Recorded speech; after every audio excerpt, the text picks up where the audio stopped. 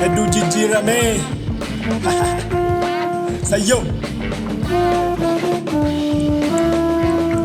Mataana dhukkubaa yeroo hundumaa miti garuu darbee Mucaati guddifte kan naamusa qabu takka kashlabbaa hunda godhee arge Beeka gabaa keessa sabba darmee hiikee Sana caalu wajjin qoosaan taane qoosee otoon jalaa fiiguu miila koon gufadhee jilbaan kufee dhiigee Karaarra dhaabbadhee sadarbaaf galutti dhagaatti darbachuu Intalollaa keenya yeroo warri hin jirre dallaatti cabsanii qabanii dhungachuu Amma ol guddadhee umrii dabaladhee Hedduun jijjiiramuu baay'ee nama dhibaan hin jijjiiramne Amma nan barreessaa sagaraan naan jedhuu salaphee koo keessaa Eenyutu jaallataa eenyutu dhaggeeffataa jedhee si yaadda'uu iddoon naquu fedhuu yaada koon dhageessaa Xiyyaarata naan jedhii samiirra ol fagaadhee balali'uun fedhaa Garuu baalleen qabu milkaa'e yoo ta'uudhaa baate haadha koof mataa koof biddeen tokkon dhabu Dudumna yaadadhaa intallan jaalladhu bilbila naan kaaftu Rakkataaf barataaf tasa fuulan laattu Kan isheen barbaaddu isa qarshii qabu isa kiisiinsaa furdaa Inni qarshii qabu kan inni barbaadu jaalalatu hin taane arguu qullaa durbaa Amma na ilaali akka waan addunyaa niitii koo godhadheet qoma dhiibeen deema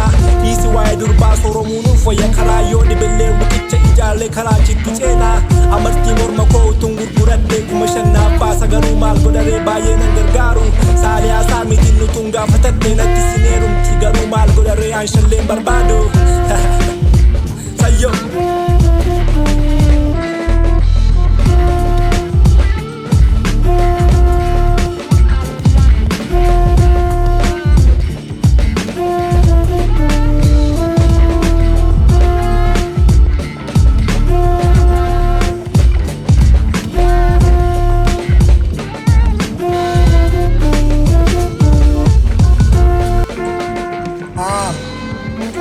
Hedduu jijjiirame